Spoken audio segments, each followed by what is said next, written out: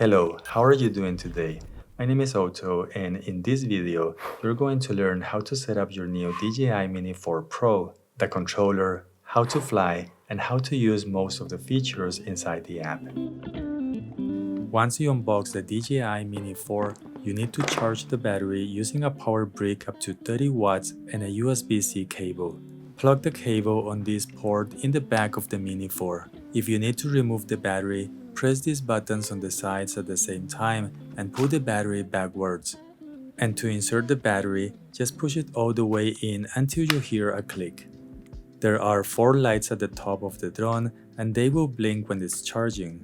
And all 4 lights will stay solid when it's fully charged. This is the power button and you can quickly check the battery power when the drone is off by pressing it once, and each light represents about 25% of battery power. Insert the microSD card in the back of the drone with the contacts facing up and push it all the way in until you hear a click. Now unfold the front and rear arms like this. There is no specific order, so you can start with the front or the rear ones. To remove the gimbal cover, you have to pull this tab over here and then just pull the cover away. It is important that you remove this piece of foam. You don't need to keep it, but some people like to put it back when they're not using the drone. To place the cover back on, start at the front and then secure the tab at the bottom like this. If you want to install an ND filter, you need to hold the camera and twist the front cover counterclockwise to remove it, and using the same angle, place the ND filter and twist it clockwise. These ones are from the brand Freewell that I've been using with my Sony lenses and with my other drones, and what I like about them is the high quality they have without paying a premium price. To turn the Mini 4 on, press release and then press and hold the power button until it turns on. And to turn it off, you have to do exactly the same sequence. It is very important to remember to never turn the drone on when the gimbal cover is attached and the arms are not extended. To charge the controller, you can use the same USB-C cable that was used to charge the Mini 4 and connect it on the USB-C port at the bottom of the controller. The lights are going to be blinking when it's charging and they will turn off completely when it's fully charged. You will find 2 control sticks on the back of the controller. Remove them and place the 2 of them on the front side. You can also insert the microSD card at the bottom of the controller, and these 2 antennas should be unfolded into either one of these positions. Here on the right side, this is the power button. If you press it once, these lights will indicate the battery level of the controller. To turn it on, press release and then press and hold the button. And if you want to turn it off, just do that same sequence. In the middle, we have this switch that lets you select one of the 3 flight modes. Normal mode is the default flying mode, which is good for general flying and video recording. If you move the switch to the right, it will go into sport mode. The drone will fly faster and it's going to be more responsive to your movements. Be careful when you select this mode because it disables the obstacle avoidance sensors, and braking also needs a longer distance. To the left, we have Cine mode, and here the drone is going to move slower, and this can be helpful to get steadier shots when recording a video. This is the home or pause button, and it has 2 functions. If you press and hold it, it will start the RTH or return to home, and this will command the Mini 4 to come back to the home point. This button is also used to stop an action that the drone is doing. For example, if for any reason you want to stop a quick shot or if you want to stop focus tracking. On the back of the controller, we have 2 buttons called C1 and C2. The default use for C1 is to reposition or recenter the camera, and C2 will change its orientation from horizontal to vertical or vice versa, but these buttons are customizable in the menus. At the top of the controller, the left button will start or stop recording a video, and the one on the right side will take a picture. Up here, we also have 2 dials. The one on the left side will control the tilt of the gimbal, and the one on the right side will allow you to zoom in or out. If this is the first time using the Mini 4, you will need to activate it, so it's a good idea to plan ahead to do this at home because it will need the connection to the internet and a fair amount of time. After you turn on the controller and the Mini 4, there's going to be an activation screen where you will need to agree to their terms, and then you need to log in into your account or register with your email address. After a few seconds, it will be activated, and then you have to download and install all the firmware updates that you get. Before you take off, there are a few important settings that you should configure. I like to go directly to this corner and press these three dots to access the main settings. On the Safety tab, you can select what the Mini 4 will do when it detects an obstacle. I like to select bypass for most situations, and down here I like to select normal bypassing. The next option is to brake and do nothing, and in this case, the Mini 4 will stop and just hover in place. And the last option will turn off the obstacle avoidance feature. The option that I like to use for return to home is this new one called Optimal, and this will try to find the best way to go back to the home point, but you should still select the RTH altitude, because if there isn't enough light, the Mini 4 will use that value to come back. Down here, you can select the maximum flight altitude and the distance. And all the way down here, go inside these advanced safety settings. Here you can select what the Mini 4 will do if, for any reason, the signal is lost with your controller. For me, the best option is to make it return to home.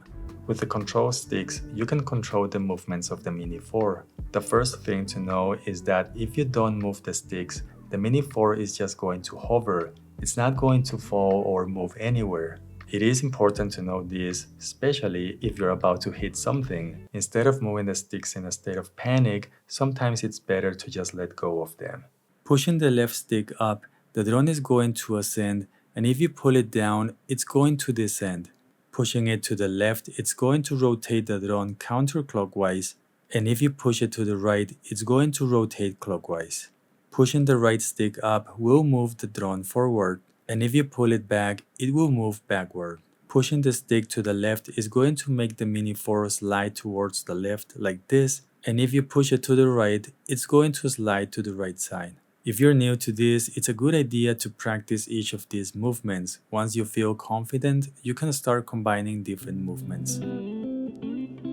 To take off, I recommend to look for a flat surface where you can place the drone, and try to avoid placing it on the grass or if there is sand or anything like that. And I also recommend to have a solid GPS signal before taking off. Take a look at this icon up here. If it's red, it means that the signal is weak.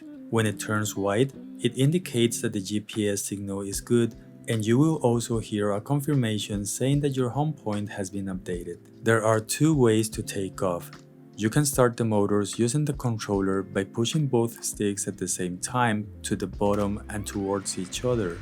The Mini 4 will not ascend, so you need to push the left stick forward to gain altitude. The other way to take off is by pressing this icon on the left side, and then you have to press and hold this circle to confirm takeoff. The Mini 4 will then start the motors and ascend about 1.2 meters and hover. To land the Mini 4, you can press and hold the home button on the controller or press the same icon that was used for takeoff. This will start the return to home function, so the drone will fly back to the home location and do the landing automatically. If you want to land the Mini 4 Pro manually, you have to hold down the left stick to descend, and then it will start to land slowly. If you need to stop the motors for any reason when the Mini 4 is on the ground, just hold the left stick down for a few seconds. On the lower left corner, you can toggle between the map and the attitude indicator. Some people call this the compass, I know. Well, this will show you the relative location and orientation of the Mini 4 and the remote control, as well as the home point location.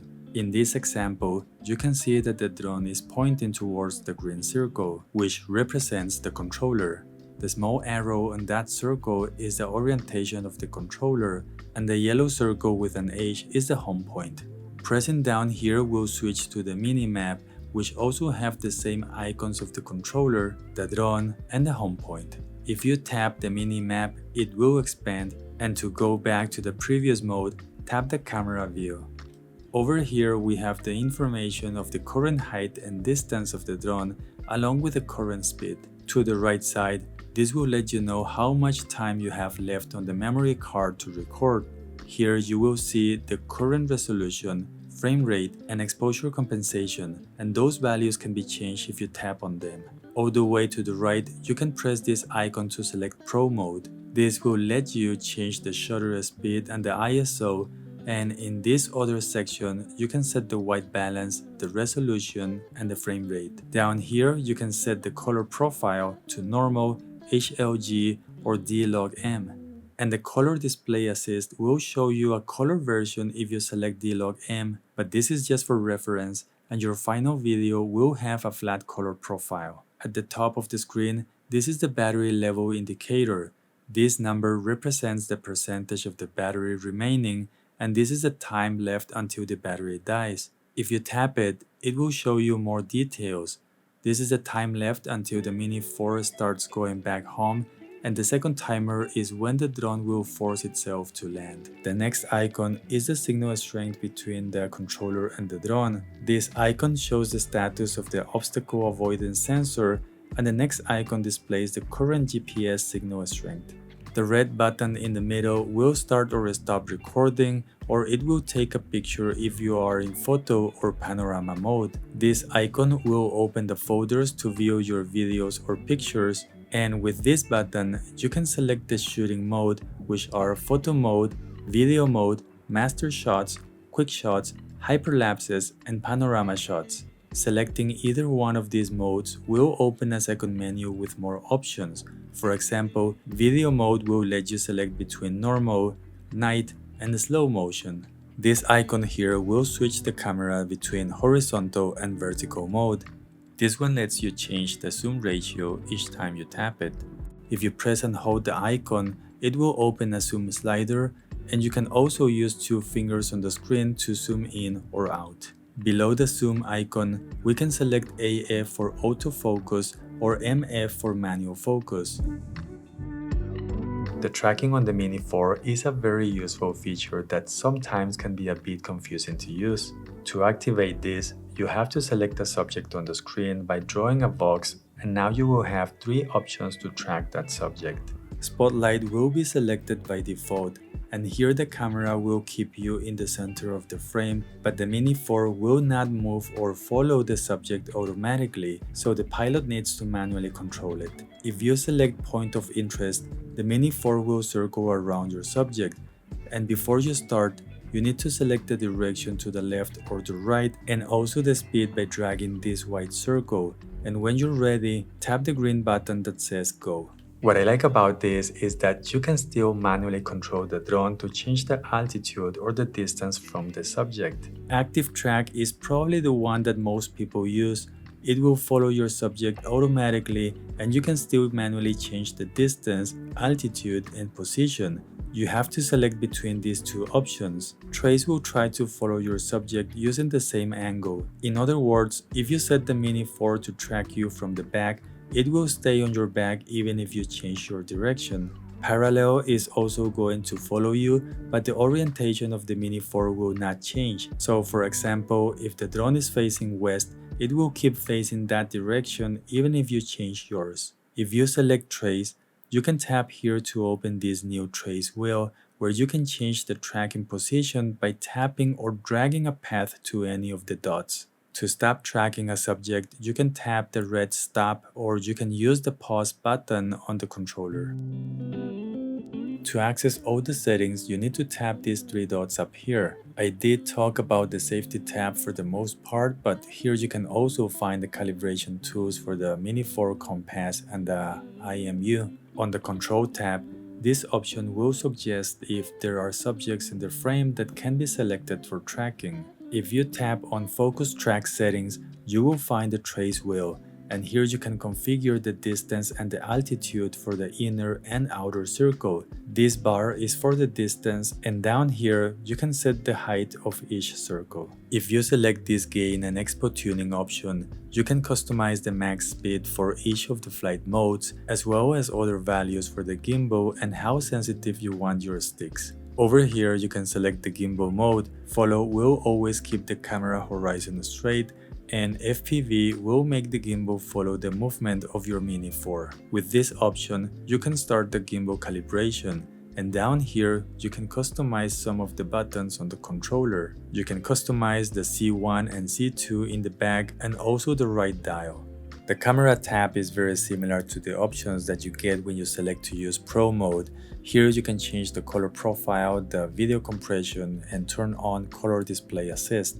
Other options that you will find here are the anti-flicker function. This option here will display a histogram. Down here you can set the peaking level for manual focus. Overexposure warning will show you several lines if something is overexposed in your frame. And for grid lines, you will get 3 different options. This new option called Style will let you change the sharpness and noise reduction for the camera. Over here, you can format the microSD card that is on the drone, and at the bottom with these 2 options, you can customize the folder and file names when something is recorded into the memory. On the controller, you can swipe down twice to open this menu for the controller. Tap on this icon to connect to a Wi-Fi connection. Down here, this icon will start the screen recording and this other one will take a screenshot. And at the bottom, these 2 bars will let you set the brightness and the volume of the controller. To export your videos or pictures from the Mini 4 Pro, you have a few options. You can remove the microSD card and use it on a card reader and then copy the files to your computer. You can connect the Mini 4 directly to your computer with a USB-C cable without having to turn on the Mini 4, which is going to behave just like an external drive. You can download the files to your smartphone using the DJI Fly app. For this, the Mini 4 needs to be on. Follow the indications on the app and then you will have access to your files. Press the download icon in the corner to begin the transfer. Let's all remember that this is not a toy, so please do fly with caution. If you have any questions or just want to say hello or thank you, use the comment section down below and don't forget to give this video a like. Bye.